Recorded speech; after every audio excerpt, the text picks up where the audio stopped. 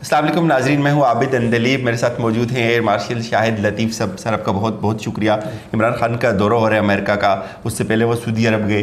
पहले तो मेरे ख्याल में यही बात कर लेते हैं कि सऊदी अरब हम ये समझते थे, ये कहा गया और देखा भी गया, UAE ने मोदी को प्रोटोकॉल दिया और हम ये समझते थे कि हम उम्मत के मसले से बाहर हो चुके हुए, कश्मीरी उम्मत के मसले से बाहर हो चुके हुए।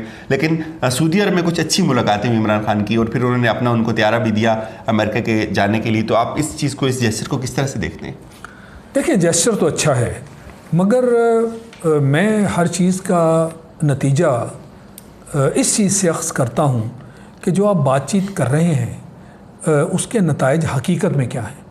हकीकत जो है जब वो सामने आती है तो फिर मैं कहता हूँ कि आपने जो एफ़र्ट किया था उसका नतीजा बहुत अच्छा निकला, लिहाजा वो आपका एफ़र्ट बहुत अच्छा था।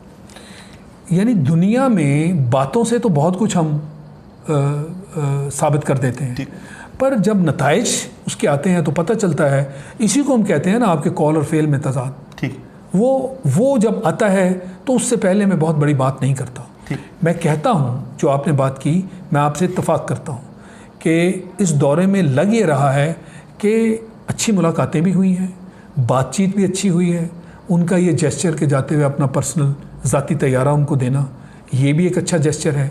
मगर अब हमने देखना ये है कि दूसरी तरफ जो हालात व वाक़यात हैं वो ये हैं कि मोदी को आपने सबसे बड़ा एजाज़ भी दे दिया। मैं UAE की बात कर रहा हूँ। फिर आपने जो आपका सफ़ीर था, मैं फिर से UAE की बात कर रहा हूँ। आपको पता ना, UAE और सऊदी अरब बहुत क्लोज। उसने उसका जो सबसे पहला बयान था हिंदुस्तान में बैठे हुए, उसने कहा कि अब वक्त आया है कि कश्मीर को आप तरक्की करता हुआ देखेंगे।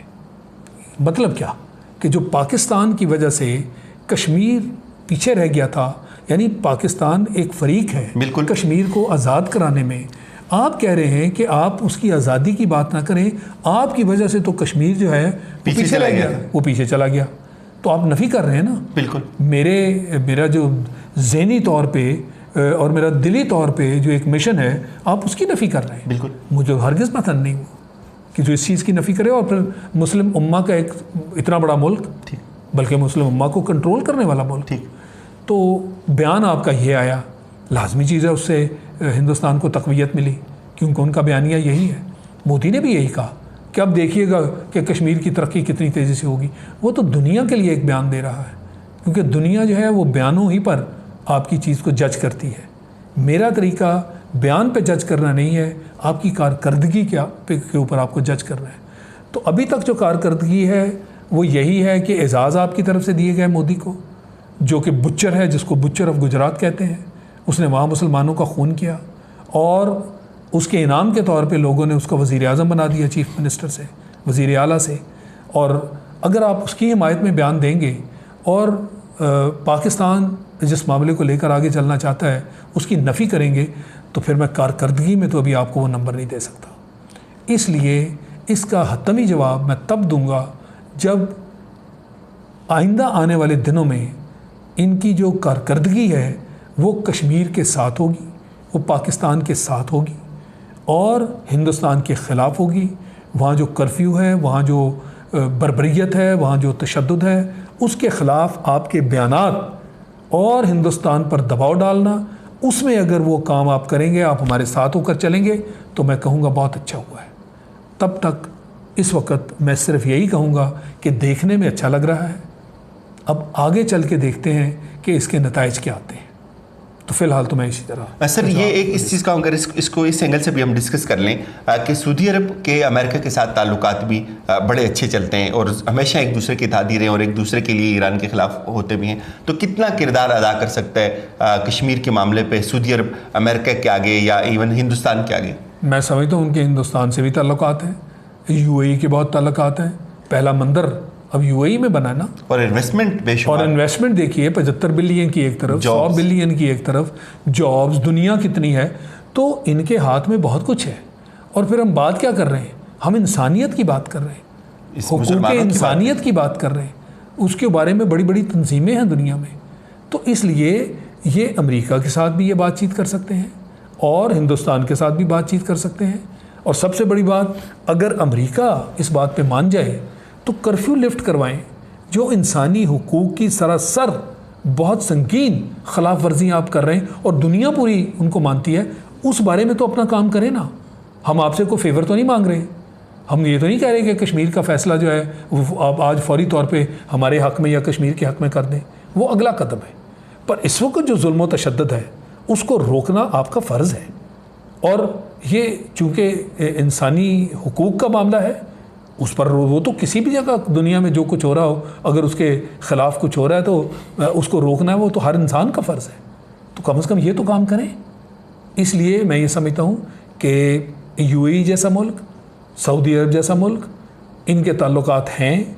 इन ताल्लुकात की बिना पर जो कुछ मामले इस हद तक बिगड़ रहे हैं या बिगड़ चुके हैं, उनको जहाँ तक ये ठीक कर सकते हैं अपना किरदार अदा करें। तब मैं कहूँगा कि हाँ, इनके कॉल और फेल में यकसानियत है, तज़ाद नहीं है। सर, सऊदी अरब का क्या फंसा हुआ है इंडिया के आगे? वो तो बात कर सकते हैं उनके साथ और बड़ी बोल्डली बात कर सकते हैं। फंसी हुई सिर्फ एक ही चीज़ है, दुनिया हिंदुस्तान की तरफ झुकाव क्यों जाहिर कर रही है? क्योंकि एक बहुत बड़ा मुल्क, एक बहुत बड़ी मईशत है। जो अमेरिका है वो तो यही बात करता है ना कि दोस्त दुश्मन मुस्तकिल नहीं, मफाद मुस्तकिल होते हैं। उसका मफाद डॉलर है, इतनी बड़ी मार्केट है। वो हिंदुस्तान को क्यों अपना उसने स्ट्रेटेजिक पार्टनर बना रखा है? और उसकी क्या, उसके तो क्या कोई बॉर्डर मिलते हैं? क्या दोनों मिलकर कोई जंग लड़ रहे हैं? अफ़गानिस्तान की जो जंग थी वो तो नेटो कंट्रीज़ के साथ मिलकर उसने लड़ी। इनका तो कोई ताल्लुक़ नहीं है, मगर उसके बावजूद हिंदुस्तान को इतने ज़ोर से वो जो है इस वक्त मदद भी कर रहा है। और ऑब्वियसली अगला हिंदुस्तान का ताल्लुक़ उसके साथ इसलिए है कि वो काउंटर चाइना जो मूव है इस खत्ते की, उसका इंचार्ज उसने हिंदुस्तान को बना रखा है। अब ये अलहदा बात है कि ख़ुद वो लद्दाख में बहुत बड़ी बेस बनाकर अब ख़ुद भी विराजमान वहाँ पे वो होना चाहता है, फरीक बन गया। और वो पहले से यही कहता रहा कि अफ़गानिस्तान के जो अमन और सुकून का मामला है उसमें हिंदुस्तान को कलीदी किरदार मिलेगा। वो तो ना दे सका। उसे नज़र आ गया कि एक कलीदी किरदार तो वही कर सकता है ना जिनकी तालिबान के साथ जान पहचान हो, और वो है पाकिस्तान। तो आपको पाकिस्तान नज़र आया, यानी कलीदी किरदार भी पाकिस्तान से करवा रहे हो और उसका इनाम ये दे रहे हो कि पाकिस्तान जिस मामले में फ़रीक है और जहाँ इंसानी हुकूक की संगीन खिलाफ वर्जियाँ हो रही हैं उसके लिए नहीं खड़े होते। सबसे बड़ा कॉल और फेल में तज़ाद तो आपके है और दुनिया इसी के मुताबिक चलती है। वही काम इसराइल करता है, जिसने पिछले दिनों ये भी कह दिया कि वो जो मगरबी किनारा है उस पर हम कब्ज़ा करेंगे। इलेक्शन में मेरी नेतन्याहू ने कहा कि जीत होने के बाद वही मॉडल वो फॉलो करने जा रहा है जो मोदी ने किया कि मुझे 2/3 मेजॉरिटी या 2/3 अक्सरियत है, मुझे वो दो, और फिर देखो कि मैं 370 और वो 53A जो है उसको कैसे फ़ारिग करता हूँ। और उसने फ़ौरन वार कर दिया आपके ऊपर इलेक्शन के बाद। तो ये बिल्कुल वही मॉडल है कि अगर कश्मीर की तरफ ज़्यादा लोगों की उंगलियाँ उठेंगी तो रुख जो है वो आप इसराइल की तरफ कर देंगे, और इसराइल की तरफ उठेंगी तो कश्मीर की तरफ कर देंगे, और ये पिंग पोंग है जो आप खेलते रहेंगे। सर, हमें OIC की तरफ देखना चाहिए या यूनाइटेड नेशन की तरफ देखना चाहिए या दीगर इदारों को, या तीसरा कोई और ऑप्शन है उसकी तरफ जाना चाहिए? नहीं, मेरे ख्याल में आप देखें इन्हीं की तरफ, और जारहाना सफारतकारी जो कि हम कर रहे हैं उसके कुछ नताइज भी अच्छे नज़र आए हैं। और ये आप भूल जाएं कि प्राइम मिनिस्टर साहब जो हैं वो दौरा करने गए हैं और UN का जनरल असम्बली का इजलास, और उसमें धुआंधार तकरीर, अल्लाह करे वो धुआंधार तकरीर हो। प्राइम मिनिस्टर भुट्टो ने भी एक तकरीर की थी जो तारीख़ में याद रखी गई है, रखी जाती है। आप करें, मगर उससे नताइज नहीं आपको मिलेंगे। तकरीरें तो वहाँ बहुत होती हैं और बड़ी धुआंधार और बड़ी मानी खेज़ तकरीरें होती हैं, मगर वो जो इदारा है उसके पास इतनी ताकत नहीं है। उसके पीछे जो ताकत है वो अमेरिका है, और अमेरिका के अपने मकासद हैं। तो इन सारी चीज़ों के होते हुए आपको ये ना सोचें और लोगों की तवक्कुआत इस हद तक बढ़ाना कि जी बस जा रहे हैं UN में नतीजा लेके आएंगे। नहीं, ऐसा नहीं होगा। ये उसी तरह है कि जैसे इमरान साहब ट्रंप से मिलकर वापस आए तो उन्होंने कहा जी लग रहा है कि मैं वर्ल्ड कप जीत के आ गया हूँ, और फिर उसके फ़ौरन बाद जो कुछ हुआ वो आपने देख लिया। कश्मीर का मामला आ गया और फिर उसी के साथ हिंदुस्तान का रवैया आ गया, और सालसी की बात उन्होंने उठा के एक तरफ रद्दी की टोकरी में फेंक दी। तो इस तरह की बात नहीं होनी चाहिए। और ना इस तरह की तवक्कुआत लोगों की बढ़ानी चाहिए। ये बात हमारे मीडिया में भी होनी चाहिए और हुकूमत को भी करनी चाहिए कि ये ना तवक्को रखें कि हम यहाँ से कोई नतीजा लेने आए।